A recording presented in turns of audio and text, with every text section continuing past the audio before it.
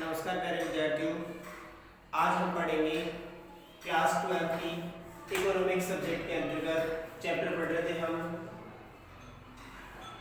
Chapter number 4 पढ़ेंगे, मांग की लॉज। देखो ये एक इम्पोर्टेंट टॉपिक है जो क्लास 12 के लिए भी इम्पोर्टेंट है और बीकॉम फर्स्ट ईयर में भी ये क्वेश्चन बार बार पूछा जाता है। मांग की लॉज की श्रेणियों को समझाइए, ठीक है, चित्र सहित समझाइए। 20 नंबर का क्वेश्चन आ जाता है।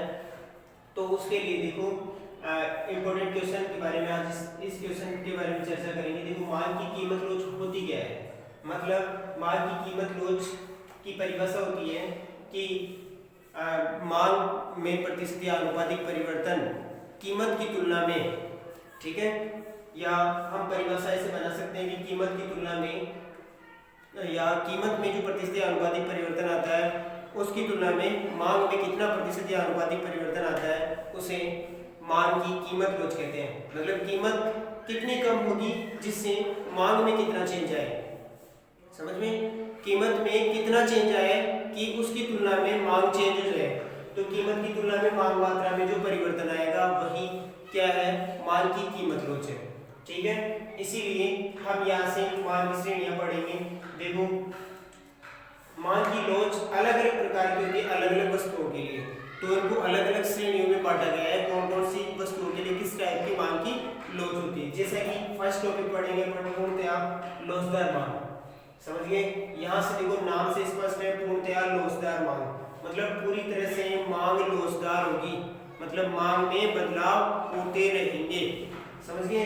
तो पूर्णतः लॉजदार मांग की बात करें तो सर्वप्रथम डायग्राम ऐसा बनेगा। पूर्णतः लॉजदार मांग में ये एक ऐसी मांग होती है जिसके अंतर्गत मांग तो लॉजदार होती है लेकिन कीमत का कोई रोल नहीं होता है, कीमत स्थिर होती है। तो मतलब आप कह सकते हो कि कीमत YOX मांग मात्रा, ठीक है। यहाँ देखो इसमें कीमत में कोई चेंजेस नहीं है, मतलब डिमांड वगैरह ऐसा बनेगा, मांग में परिवर्तन आ सकते हैं। तो आप कह सकते हो कि Q0 और E0 यहाँ का मतलब मांग बढ़ सकती है और घट भी सकती है, अर्थात ये E1 और Q1 हो जाएगा, ये हो जाएगा E2, बढ़ भी सकती है और घट भी सकती है Q2। देखिए इस प्रकार की मांग किस वस्तु के लिए आती है, ये पूर्णतः लॉजदार मांग। ऐसी वस्तुएं जिनका कीमत से कोई मतलब नहीं हो, ऐसी वस्तुएं जिनमें कीमत का कोई सेंस नहीं हो, सिर्फ और सिर्फ मांग बढ़ती घटती रहे, ठीक है, तो वो पूर्णतः लॉजदार मांग होती है, कीमत को देखे ही नहीं, समझ गए। जैसा कि हम काल्पनिक वस्तुओं के लिए इनका प्रयोग ले सकते हैं, जैसे पिक्चरों में डायलॉग आते होंगे चांद तोड़ लाना, क्या ऐसा कंडीशन ऐसी कोई कर सकता है, चांद तोड़ के कोई ला सकता है, किसी भी कीमत में ऐसा हो सकता है। तो इसमें क्या है, कीमत का कोई रोल नहीं है, ये काल्पनिक वस्तुएं हैं, इनकी आप मांग तो कर सकते हो, बढ़ा के भी कर सकते हो, कम भी कर सकते हो मांग, लेकिन उसका कीमत से कोई अस्तित्व नहीं होता। तो देखो मांग की ये श्रेणी किसके लिए आती है, एक तो काल्पनिक वस्तुओं के लिए प्रयुक्त होती है,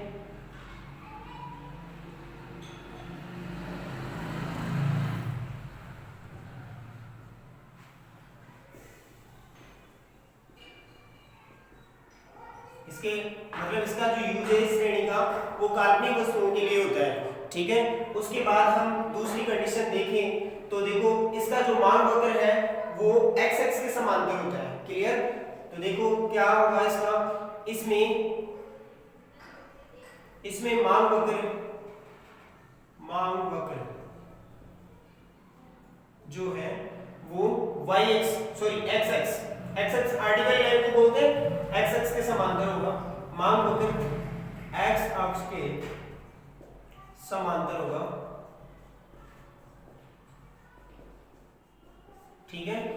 काल्पनिक वस्तुओं के लिए प्रयोग में ली जाती है ये मांग, और इसका जो मांग वक्र है वो x एक्स के समांतर होगा। इसमें कीमत का कोई रोल नहीं होगा, कीमत का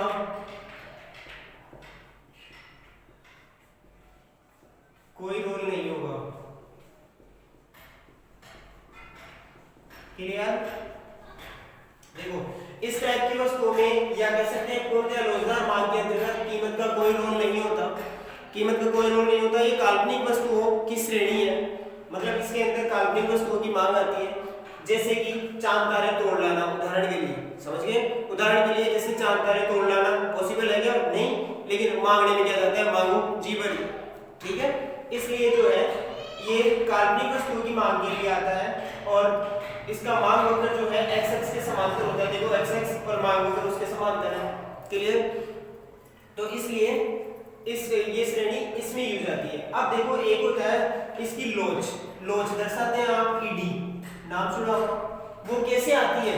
ईडी किस टाइप की आएगी? देखो हम कह रहे हैं यहाँ कीमत लोच की बात कर रहे हैं, तो मांग मात्रा में प्रतिशत आनुपातिक परिवर्तन बटा कीमत में प्रतिशत आनुपातिक परिवर्तन। तो देखो मांग मात्रा में तो परिवर्तन आ रहे हैं, तो मांग मात्रा में कुछ भी परिवर्तन दर्शा तो जो भी आपकी इच्छा हो, 4, 5, 6, 8, 10 जो इच्छा हो, है ना। लेकिन कीमत में कोई परिवर्तन नहीं आ रहा, तो कीमत का परिवर्तन क्या है? 0। समझ गए? काट दो। भाग देंगे तो क्या आता है? मतलब 4 में अगर 0 का भाग देंगे तो इनफाइनाइट आंसर आएगा। कैसे? कि आप 0 का पढ़ा खोले जाओ 10 बार, 15 बार, 1000 बार, 2000 बार। इनफाइनाइट आंसर इसलिए आएगा कि कभी भी आप 4 नहीं ला सकते, नहीं ला सकते। इसलिए क्या होगा? इसका जो आंसर है वो अपरिभाषित मान है। क्लियर? इसके बाद ध्यान दीजिए, इसलिए इसकी जो ईडी है वो होगी अनंत। क्लियर? ईडी होगी अनंत। ये चीज आप स्क्रीनशॉट ले सकते हो और देख सकते हो कि इसका पूर्णतः लोचदार मांग के लिए ये वाला डायग्राम बनता है। काल्पनिक वस्तुओं के लिए होती है इसकी मांग, और मांग वक्र x अक्ष के समांतर होता है, कीमत का कोई रोल नहीं होता। ठीक है, इसके बाद दूसरी श्रेणी की बात करेंगे।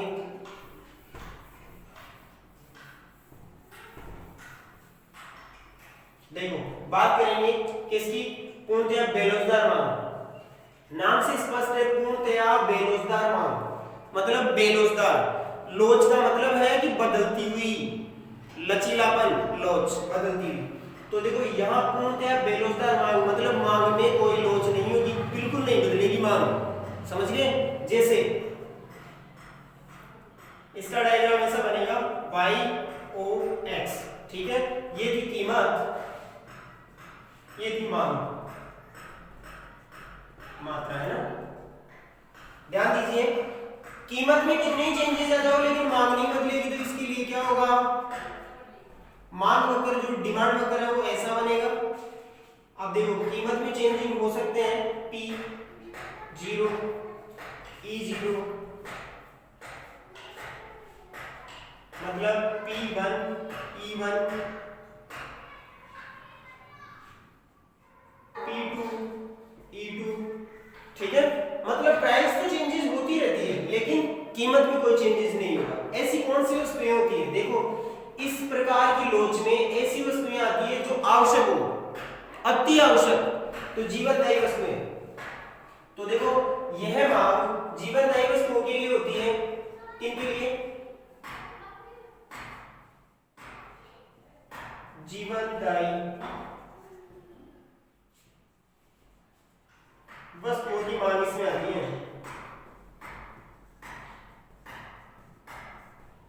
मतलब कहा जाता है कि जीवनदायी वस्तुओं की मांग इसमें आएगी। कैसे? जैसे पानी। पानी जीवनदायी वस्तु है क्या? पानी, देखिए पानी एक जीवनदायी वस्तु है, मतलब इसके बिना जीवन पॉसिबल नहीं है। ठीक है, तो पानी चाहे कितना ही महंगा हो जाओ, कितना ही कीमत में परिवर्तन आ जाओ, लेकिन उसकी मांग जितनी होगी उतनी की उतनी ही रहेगी। क्लियर? तो ये होता है जीवनदायी वस्तुओं के लिए। फिर देखो इसका मांग वक्र y-x के समांतर होता है। सेकंड पॉइंट, सेकंड स्टार डाल लो। मांग वक्र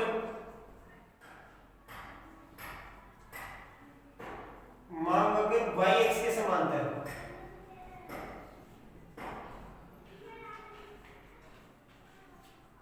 होगा। ऐसी वस्तुओं का मांग वक्र क्या होगा? y-x के समांतर होगा। ठीक है, और कीमत में कितने चेंजेस आ जाओ लेकिन मांग मात्रा में कोई चेंजेस नहीं आएगा। इसकी ईडी कैसे निकालेंगे? ईडी इज इक्वल मतलब लोच। तो देखो ईडी लोच निकालने का फॉर्मूला क्या था? मांग में प्रतिस्पर्धी आनुपातिक परिवर्तन 0 है क्या? मांग में प्रतिस्पर्धी आनुपातिक परिवर्तन, मांग में तो परिवर्तन आ ही नहीं रहे, कीमत में आ रहे हैं, कीमत में आ रहे हैं तो कीमत में कुछ परिवर्तन दर्शा दो, जैसे 2 आ रहा है तो आप निकालोगे क्या आएगा 0। तो आप कह सकते हो कि इसकी ईडी जो आएगी वो क्या आएगी, ईडी इक्वल 0। क्लियर? तो ये आ गया होगा पूर्णतः बेलोजदार मांग। एक ऐसी मांग होती, नाम से स्पष्ट है, पूर्णतः बेलोजदार मतलब ऐसी मांग जो बिल्कुल भी हिलती नहीं है, मांग में कोई बदलाव नहीं आएगा। ठीक है, तो ये इसी के साथ पूर्णतः बेरोजगार मांग कंप्लीट।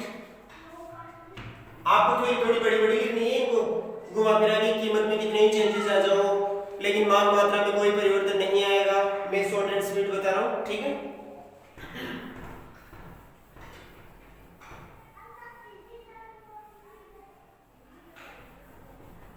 हाँ तीसरे की बात करते हैं, इकाई लोजदार मांग। ये देखो इकाई लोजदार मांग ऐसी मांग जो कीमत के साथ साथ लोजदार हो, जैसा कि जिसका मांग वक्र ऐसा बनता हो, डिमांड वक्र,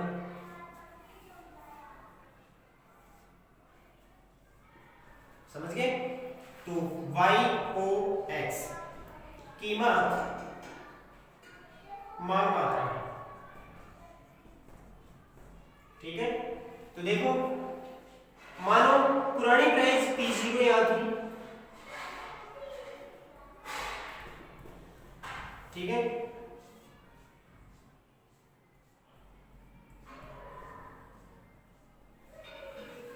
ये 0 है, यहाँ क्यों 0 है? देखो मांग में थोड़ा सा परिवर्तन हुआ, सॉरी गड़बड़ हो गया, इसको नहीं करना है, इसको डाल के रखने देना है, डॉट डॉट बाद वाली स्थिति को दर्शाते हैं ना, मतलब थोड़ा कीमत में थोड़ा परिवर्तन हुआ, जितना कीमत में परिवर्तन हो उसी की तुलना में उतना ही मांग मात्रा में परिवर्तन हो जाए, Q1 इवन।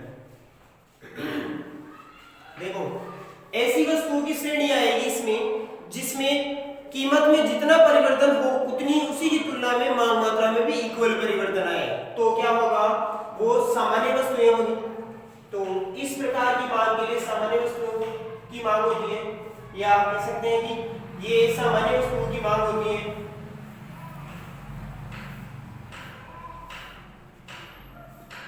ये सामान्य वस्तुओं की मांग होती है,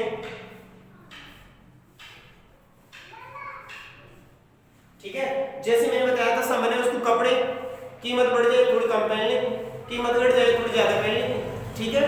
तो इसलिए है कि कीमत बढ़ने और घटने पर उनकी मांग में बदलाव आते रहे और इक्वल बदलाव आए तो उसको कहते हैं इकाई के बराबर लोजदार मांग। और ये आता है सामान्य वस्तुओं के लिए और इसका मांग वक्र ऋणात्मक होता है, ठीक है, ढाल मांग वक्र ऋणात्मक होता है।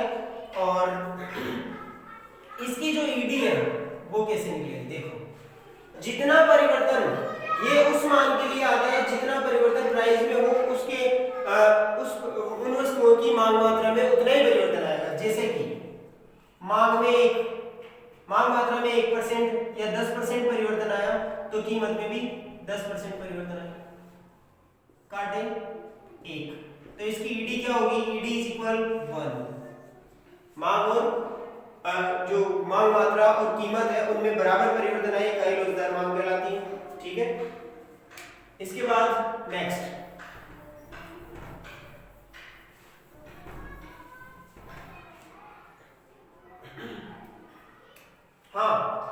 इकाई से अधिक लोजदार मांग, मतलब ऐसी मांग कि इकाई से अधिक लोजदार हो। देखो अधिक मतलब लोजदार ज्यादा, समझ गए, मतलब कीमत की तुलना में मांग में ज्यादा बदलाव, ठीक है। YOX कीमत की तुलना में मांग में ज्यादा बदलाव। तो देखो कीमत और मांग मात्रा,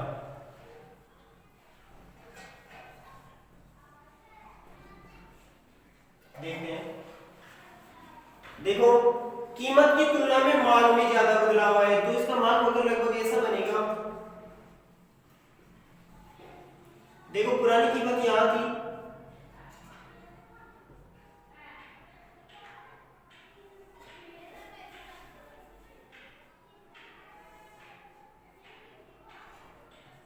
Q0, E0 और P0, ठीक है। फिर देखो कीमत में इतना बदलाव आया P1, तो मांग मात्रा में कितना आया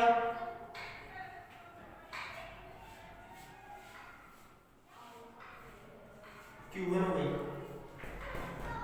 अब बताओ, यहां से आप देख के बता सकते हो कि कीमत में इतना बदलाव आया हो तो मांग मात्रा में ज्यादा आया है, मतलब नाम से स्पष्ट है इकाई से अधिक लोचदार मांग। लोचदार मतलब मैंने बताया था बदलाव, और बदलाव अधिक आएगा तो अधिक लोचदार मांग हो जाएगी, ठीक है। तो ये किस प्रकार की वस्तु के लिए होता है, इसमें कीमत की तुलना में मांग में ज्यादा परिवर्तन आते हैं। कीमत की तुलना में मांग में ज्यादा परिवर्तन होगा,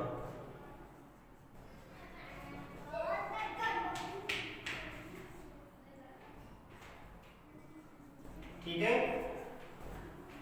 कीमत की तुलना में मांग में ज्यादा परिवर्तन होगा, और ये विलासिता की वस्तुओं के लिए होता है। ये विलासिता की वस्तुओं की मांग है।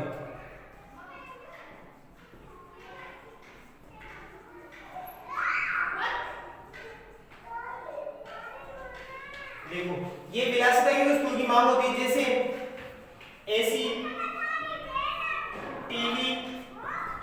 देखो जैसे दीपावली सीजन पे हर साल देखो टीवी 50,000 मतलब 15,000 रुपए की आ रही थी एलईडी, और दीपावली पे 10% ऑफ, ठीक है। 15,000 की आ रही है, 1,500 रुपए कम कर दो, 10% ऑफ दे रहा है 13,500 रुपए की आ रही है।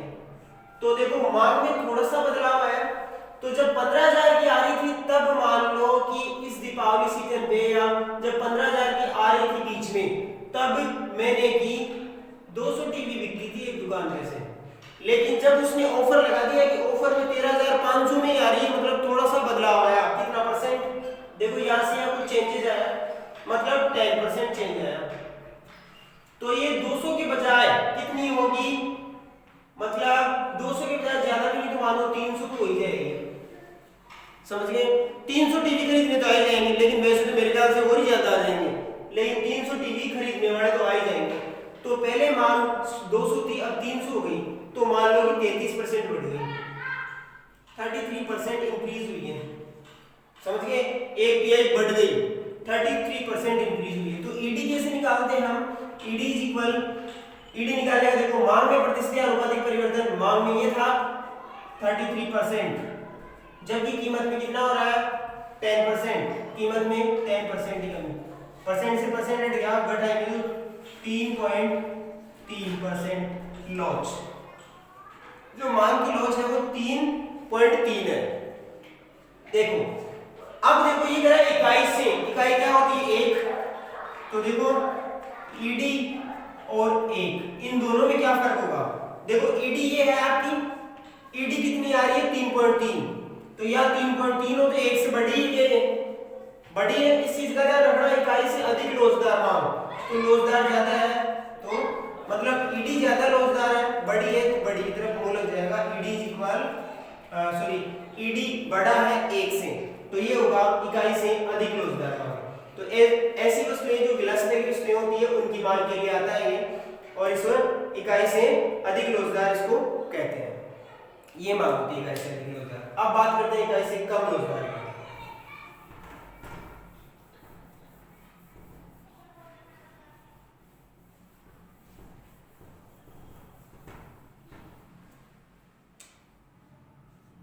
देखो लास्ट एंड फाइनल पॉइंट, इकाई से कम लोचदार मांग। देखो ये कैसी होती है इकाई से कम लोचदार, नाम से स्पष्ट है, मैंने बताया था सब चीजें नाम से स्पष्ट होगी। इकाई से कम लोचदार मतलब लोचदार मतलब लचीली मांग, घटती बढ़ती, और कितनी है इकाई से कम है, तो मतलब कि कम जहां पर आ जाए कीमत की तुलना में मांग कम लोचदार होगी, तो कीमत में बड़े बड़े परिवर्तन आएंगे ना, तब मांग में थोड़े थोड़े परिवर्तन आएंगे। तो आप कह सकते हो कि ये डिमांड वक्र जो है उसका ऐसा बनेगा YOX, ठीक है। इसका डिमांड वगैरह ऐसा बनेगा, मानो प्राइस यहां थी,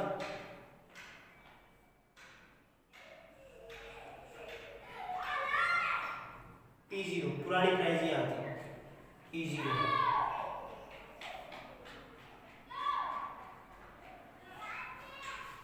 यहाँ Q0।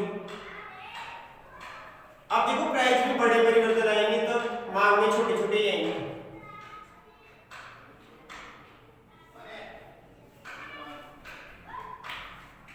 Q1 ये देखिए यहाँ मांग में परिवर्तन है या प्राइस में परिवर्तन है। देखो आवश्यक वस्तुओं के लिए इस प्रकार की मांग जो है वो आवश्यक वस्तुओं के लिए होती है।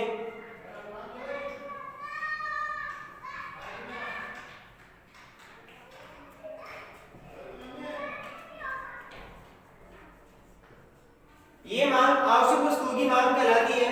इसमें कीमत में बहुत सारा परिवर्तन आने पर मांग में न के बराबर या बहुत कम परिवर्तन आता है तो उसे इकाई से कम रोजगार मांग कहते हैं। समझ गए?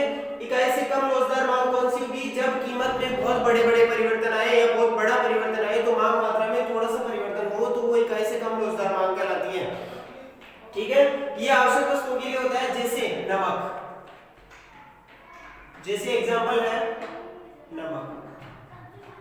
एक चीज बताओ, जब आपकी नमक की कीमत 10 रुपए थी तब भी आप महीने का 1 केजी खाते थे। ठीक है, महीने का 1 केजी खाते थे। जैसे ही मान लो इसकी कीमत 5 रुपए हो गई हो तो क्या अब भी आप, जब इसकी कीमत 5 रुपए हो गई हो तो क्या अब आप दुगना थोड़ी खाओगे, 2 किलो नहीं। इतना हो सकता है कि आप उसको केयर से नहीं रखो और इधर उधर भी खेल दो तो थोड़ा बहुत कुछ परसेंट अधिक हो सकता है, 1.2 केजी। समझ गए? यहां देखो कीमत में परिवर्तन आया है। कीमत में कितना परिवर्तन आया है? प्रतिशत परिवर्तन। यहां से यहां 50% कम हुआ है, 50%। जबकि मांग मात्रा में कितना आया है? सिर्फ और सिर्फ 20% बढ़ गई। समझ गए? तो देखो ईडी कैसे निकालेंगे? मांग मात्रा में प्रतिशत आनुपातिक परिवर्तन कितना है? मांग मात्रा में 20%, कीमत में कितना होगा? 50%।